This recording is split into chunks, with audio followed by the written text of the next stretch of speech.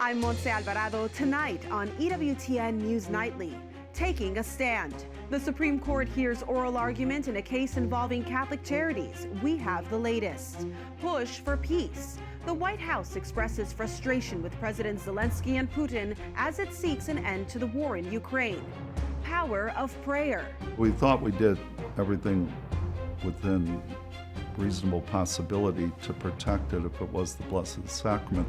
A report from Kansas after a so-called Black Mass at the state capitol. Plus, instruments of reconciliation.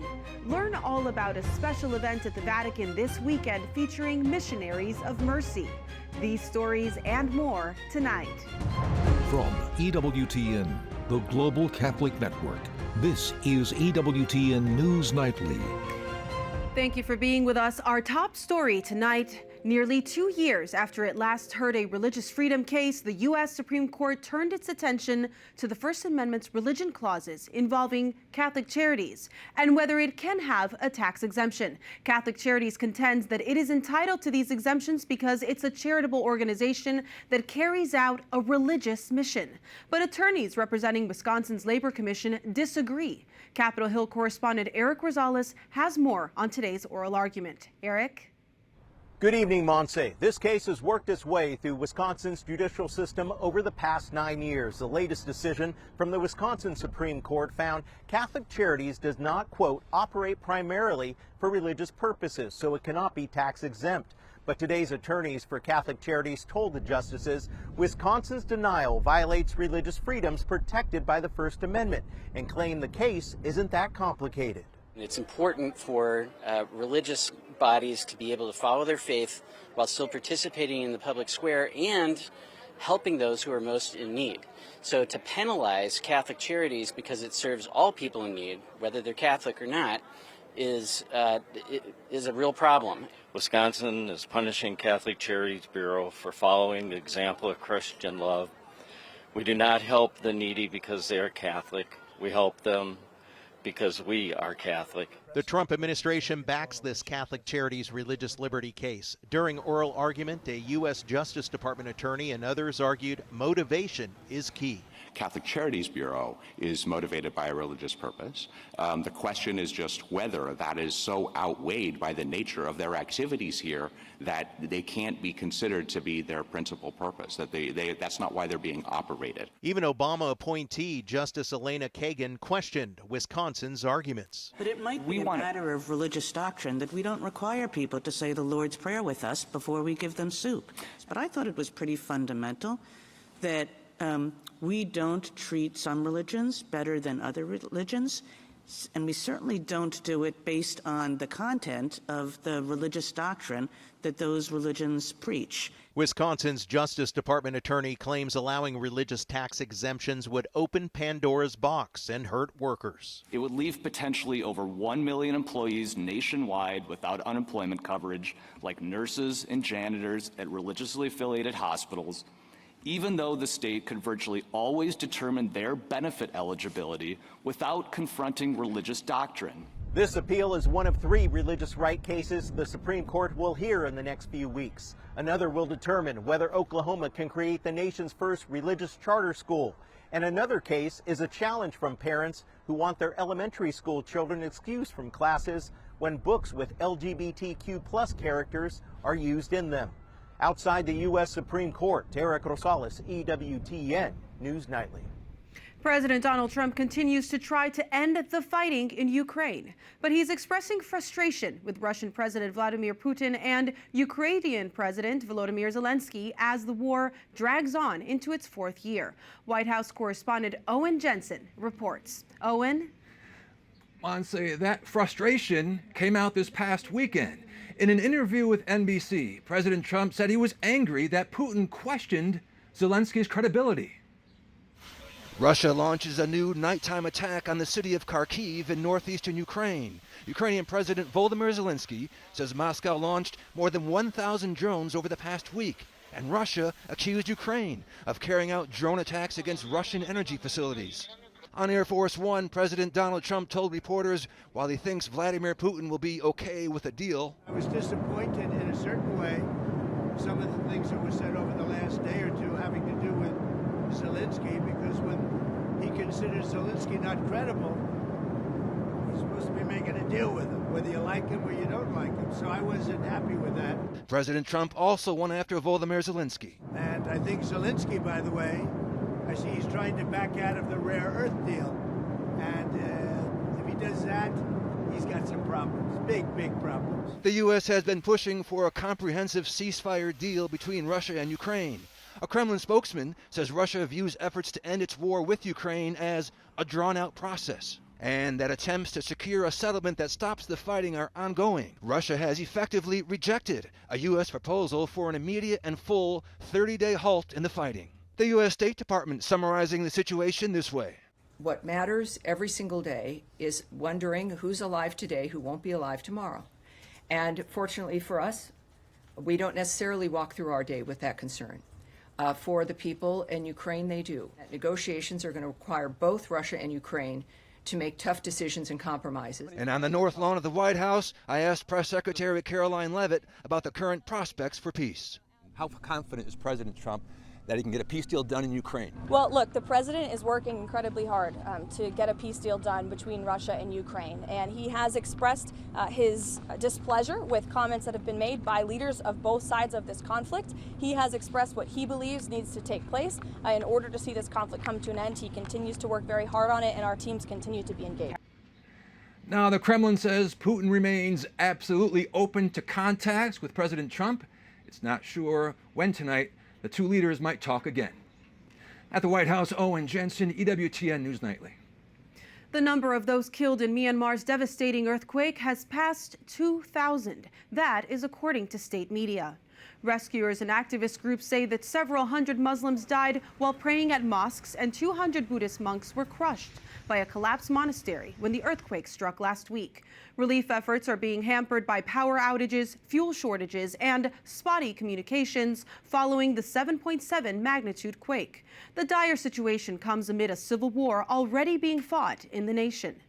In France, popular right-wing leader Marine Le Pen has been convicted of embezzlement and is barred from seeking public office for 5 years. Le Pen was also sentenced to 2 years under house arrest. Her lawyer says she will appeal the verdict. She and 24 other National Rally Party officials were accused of having used money intended for European Union parliamentary aides to instead pay staff who worked for the party. Le Pen was seeking her 4th run for the French presidency in 2027. In Italy, an investigation is underway after a fire breaks out at a Tesla dealership near Rome earlier today. At least 17 Teslas were destroyed. No one was hurt. Investigators have not ruled out arson as a cause. There have been multiple reports across Italy of Teslas being vandalized with anti-Elon Musk and anti-Donald Trump sentiments written in spray paint. Meanwhile, here in America, Elon Musk is making headlines again after he gave million-dollar checks to 2 people in Wisconsin. It comes ahead of a special election for the Supreme Court, state Supreme Court, tomorrow. Musk gave the checks to 2 voters who signed a petition opposing, quote, activist judges. The state attorney general sued to stop the payments, but the Supreme Court decided not to block the move. That special election in Wisconsin is getting national attention, with millions of dollars pouring in from across the country. Conservative Brad Schimel is up against progressive Susan Crawford, and a lot is on the line. Joining us for more is Corey Euclid, managing editor with Ballotpedia. Corey, thank you so much for joining us. Issues of campaign finance loom over this election. How does the reported over $20 million to support former Wisconsin AG Brad Schimel and the $1 million George Soros has reportedly donated through organizations to back Judge Susan Crawford affect this local race? Is it really local? No, it's a statewide race. And the last Wisconsin Supreme Court election in 2023 was the most expensive judicial race in American history, surpassing, I think, a 2004 Illinois state Supreme Court race. So some estimates are having total spending between the candidates as approaching $80 or $100 million. A lot of that is what we'd call satellite spending, outside organizations and things like that. Crawford, though, has raised about $22 million. Schimel has reported raising about $10 million. Those numbers kind of even out when you look at the comparison between what satellite groups are spending. But this is just part of a trend of Wisconsin Supreme Court races becoming extremely expensive. Very expensive. Well, let's talk about the issues. Abortion rights has come up with judicial candidates carefully tiptoeing the line of taking positions, which they're not supposed to do, on this issue. But Susan Crawford, who formerly represented Planned Parenthood and is endorsed by Planned Parenthood of Wisconsin, seems like a position. And Brad Schimmel seems oddly quiet on this issue as well. Is he quiet because the issue fared poorly last November? I can't really comment on why or why not he's quiet on the issue. There are two pending cases, I think, that were merged into one before the Wisconsin Supreme, or expected to come before the Wisconsin Supreme Court in the coming months.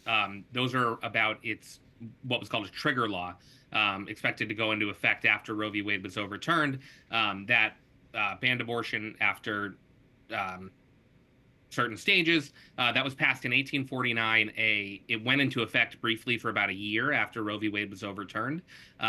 It was thrown out by a lower court, and so the court is expected to rule on what role that 1849 law on abortion means. And so who's sitting on the Supreme Court is going to certainly be interesting. Right now, the Democrats have a 4-3 majority. Democrats or left-leaning justices, it's a nonpartisan race, have a 4-3 majority. So you're looking at this balance of the court. How likely now, with early voting pouring in, is it that there'll be a shift? The polls I've seen are close, and there's a tremendous amount of spending on both sides. The recent elections have favored Democrats. In the last election, 2023, the Democratic-leaning candidate won by about 10 percentage points. In fact, I think the last three elections were won by about more than 10 percentage points for Democrats. The last time a Republican won, it was a much tighter race. President Trump won the state by about a percentage point in 2024. There's a lot going on. There's a lot at play, so it could be a close race. Well, it seems like it is, and we'll be watching it carefully. Thank you so much for joining us. Thank you. We have a lot more still to come on EWTN News Nightly. Missionaries on the move. Why hundreds of Missionaries of Mercy came to Rome over the weekend and found this profound message that they had for the Jubilee pilgrims. Satanists gather at the Kansas State Capitol building. Catholics gather in peaceful opposition. I'm Alan Holden in Topeka, Kansas. That story ahead.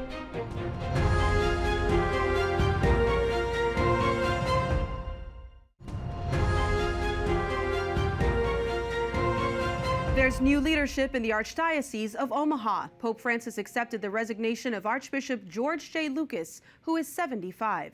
He also appointed Bishop Michael G. McGovern as his successor. The 60-year-old Archbishop-elect McGovern is a native of Chicago and has been the Bishop of Belleville, Illinois since 2020. He will be installed as Omaha's new Archbishop on May 7th. The U.S. Bishops' Conference is urging lawmakers to stop funding abortion and so-called gender transition services. In a letter, the church leaders say in part, quote, "As you consider how to best steward taxpayer resources in the weeks ahead, we call upon you to stop funding abortion and gender transition industries that gravely violate human dignity. Instead, we urge you to prioritize the needs of struggling families so they can flourish." Now to France, where the Shrine of Our Lady of Lourdes says it will no longer display mosaics from Father Marco Rupnik that appear on the doors leading to the Basilica of the Rosary. You'll recall that Father Rupnik, a priest and an artist, has been accused of spiritual, psychological, and sexual abuse of religious sisters. Bishop Jean-Marc Mika says this is the second step following his decision last summer to no longer light up the mosaics at night and during processions. The mosaics are being covered with yellow material and the words, "With Mary, Pilgrims of Hope, 2025. Bishop Mika says he's working for the victims, for the church, and for Lourdes and its message for all.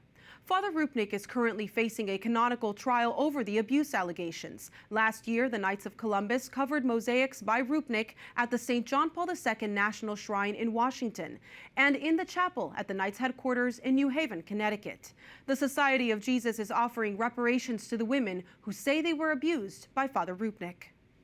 Throughout the month of March, a group of self-proclaimed Satanists from Leavenworth, Kansas, said it planned to hold a black mass in Kansas State Capitol building on Friday, March 28th. Kansas Governor Laura Kelly reacted by prohibiting it from taking place inside the Capitol, but allowed for them to do so outside on Capitol grounds instead. Kansas City Archbishop Joseph Naumann then led an effort to retrieve the consecrated hosts needed for a Black Mass. But when the Satanist leader said under oath last week he didn't actually have one, Catholics of Kansas simply responded with an outpouring of prayer. Correspondent Alan Holdren was in Topeka for EWTN News Nightly on Friday. Under the dome of the Kansas State Capitol building on Friday, several dozen members of the Satanic Grotto group threatened to carry out what they called a Black Mass. Christians of all stripes manifested their opposition, some silently praying, others in direct confrontation on the Kansas State Capitol grounds. Many Catholics showed up independently or as part of groups like Catholic Vote and Tradition Family Property, which held prayer rallies simultaneously. Asking God to forgive us as a state, as a country. We can't ask God to bless America if America doesn't bless God. So we came to pray with Archbishop across from the Capitol and just do what we can to turn people to Jesus. But this is the side that they want to be on, not on that side. Across the street at Assumption Catholic Church, in peace, many Catholics gathered for prayers of reparation with Kansas City, Kansas Archbishop Joseph Naumann. It is a sad day for Kansas when our capital is being used to boast satanic worship that is intended to mock God, mock Jesus Christ, mock all people of faith, mock all Christians, and in particular to mock our Catholic faith. The Archbishop also led those present in a consecration to Christ through Our Lady, after consecrating Kansas to Christ in a separate celebration earlier in the week. Just like here, people across the state took part in adoration and Mass at the same time. While they prayed, the head of the Satanic Grotto was arrested inside the Capitol building after he threw punches at a protester. The events here in Topeka drew attention from across the United States. Catholic leaders here say that people of goodwill everywhere can learn from their experience. First of all, it's a spiritual battle, and look at it from a spiritual standpoint first, and then also be smart in the human sense, in the secular sense as well, and have a plan going forward, and have Jesus at the start of that plan, and then look at it as an opportunity for evangelization. He can do many harmful things, but we don't have to fear the devil if we're close to Jesus. What would you say to members of the Satanic Grotto group if you were able to speak with them? We're praying for them, praying that they know that they're made in the divine image, that Jesus gave his life on Calvary. And even from the cross, he forgave those who desecrated him by nailing him to the cross. Their prayer, and that of Catholics and other Christians across Kansas, is that the members of the Satanic Grotto repent of their actions and convert. In Topeka, Kansas, Alan Holdren, EWTN News Nightly.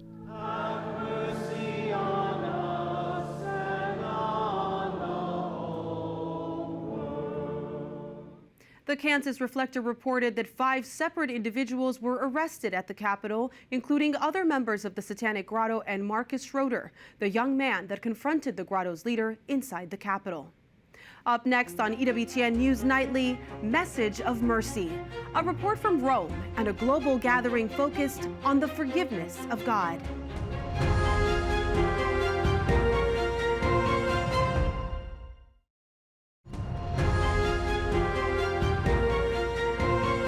Over the weekend, more than 500 missionaries of mercy from all over the world traveled to the Vatican for the 2025 Jubilee. For 3 days, the priests gathered in prayer to strengthen their mission and ministry to bring God's forgiveness to the faithful through the sacrament of confession. EWTN Vatican journalist Benedict Sierregren has more. For 10 years, they have been serving as a sign of the Church's maternal care for the people of God. The Missionaries of Mercy were instituted by Pope Francis at the beginning of the extraordinary Jubilee of Mercy in 2015 and given the special authority to forgive sins reserved to the Apostolic See. Those are sins that cannot be absolved by an ordinary priest but require a higher authority. Their ministry focuses on hearing confessions and preaching God's boundless mercy for all as part of a special outreach emphasizing compassion and hope. Pope Francis has seen the greater need of reconciliation in the people, and he gave us this privilege. Not only the privilege, it is the spiritual responsibility to share this great opportunity with the people, the sacrament, and bringing the people to the Lord and experiencing God's graces.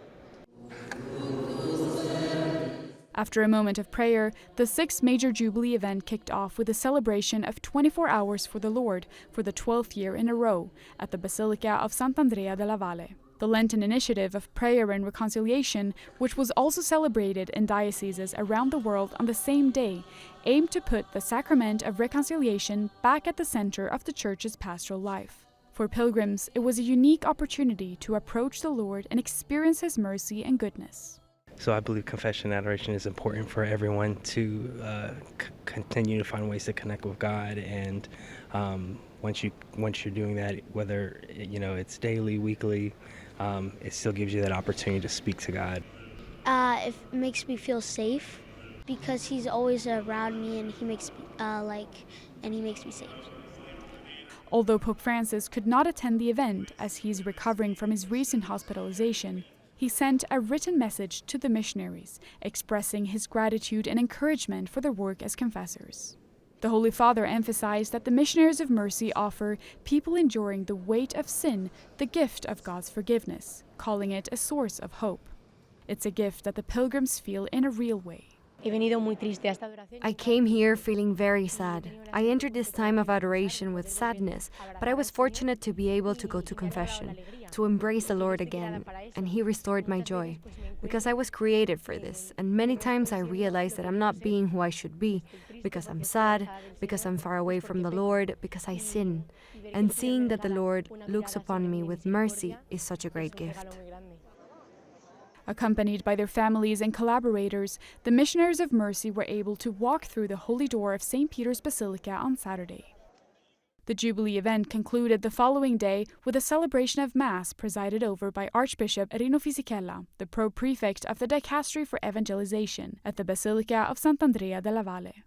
The Archbishop urged the Missionaries of Mercy, as special instruments of reconciliation, to continue to remind everyone of how immense God's love is. In Rome, Benedict Cedegren, EWTN News Nightly. We thank you for watching tonight. Remember, you can follow us on social media, Facebook, X, and Instagram at EWTN News Nightly. I'm Montse Alvarado. Good night, and God bless you.